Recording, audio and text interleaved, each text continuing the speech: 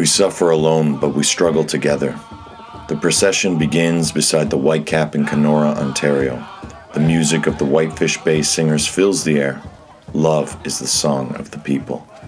Drums and rattles beat for power and change. Chants of gratitude break down trauma and pain. For a moment, the love we sing for ourselves heals another. To sing this song takes great singers, people who have seen firsthand the way outside of their own perspective, special souls who shine out from the darkness to stand up and speak out from their separation.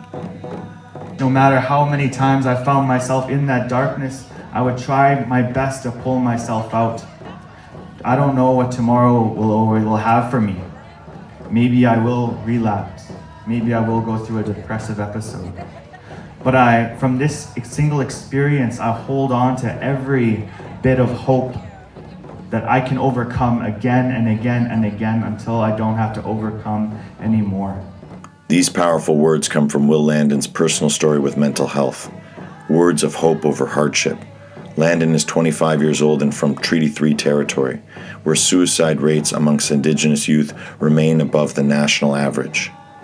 To be a hope in the darkness is Landon's mission as he walks across Canada with Kevin Redsky, an Anishinaabe police sergeant with the Anishinaabe Police Service. They are raising national awareness for youth mental health under the moniker Hope in the Darkness, National Walk for Youth Mental Health. On April 1st, 2018, the walk began in Cape Spearn, Newfoundland, led by youth and police officers. The cause draws the community to gather. The welcoming ceremonies are planned for their arrival to Kenora on July 26. Kenora Mayor David Canfield and Ontario Provincial Police Commander Jeff Duggan show their support and speak of the realities facing youth alongside elders and executive council members to supporters who came to greet the walkers. Landon's Pass offers him great conviction to speak to the young people in a way that is easily understood. He speaks to the gathering at the Seven Generations Education Institute with an eagle feather in his hand. He received the feather from the Megitsi Alcohol and Drug Treatment Center after completing their program. The feather is a testimony of Landon's authority over his own darkness. I've come to finally realize I don't have to feel alone anymore, because there are so many people out there, not just walking physically, but walking within our hearts. Young people across Canada are persuading themselves to choose death over life. Suicide is seen as a solution to a vicious cycle of perpetuating mental health problems. This term itself is becoming a growing challenge of uncertainty. What is mental health exactly? Landon says that this ability to realize our suffering as our greatest strength is our hope returned. What I want to say to you all is that the answer isn't going to be in funding. The answer isn't going to be in this policy or that leader or that legislation. It's going to come from inside each and every one of your own hearts and your commitment into how you're going to help and make things better.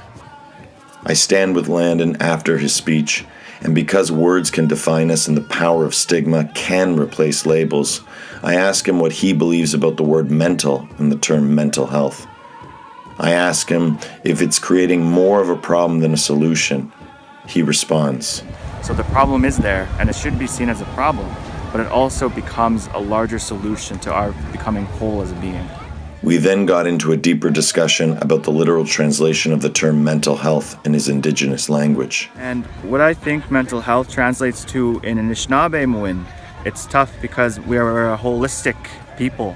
So the closest translation I can think of is Minobamatsi, which means the good life. The conversation then moved toward more spiritual topics, our connection to the land and to each other. Elders and teachers that align our individual paths through stories, ceremonies, and practices that actively heal us by bringing our thoughts and our feelings, our minds and our bodies into a good way. Minobamatsi. So that's just the only way I can explain what mental health means in our territory. And of course, the opposite of that is when you see our drugs and addictions and depression. It's when those things are unaligned and out of whack. To be in a good way is to find the balance between suffering and struggle. What I learned from my time with Landon and Hope in the Darkness is that we suffer alone, but we struggle together. At the heart of the issue suicide becomes a welcome release from our hunger for love and real connection. The answer is simple. If someone is without water, they will die. If someone is without food, they will die. If someone is without air, they will die.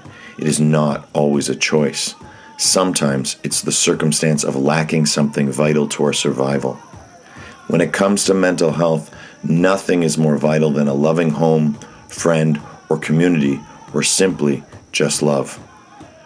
The unfortunate part is not everyone has this, and so it is up to us, the community, to provide support and security for those who hunger. Circumstance, bad luck, trauma, and pain are things we all suffer, but it is the lack of love, the lack of understanding, the lack of connection that is the true burden. All health is mental health. A true movement of awareness is emerging to shed light on the dark and broken places inside our own hearts. Young leaders like Landon are part of this great cause. You too can be a voice or a song that is not ashamed to share in the struggle over suffering. In many ways, we are all silent feathers waiting to take flight.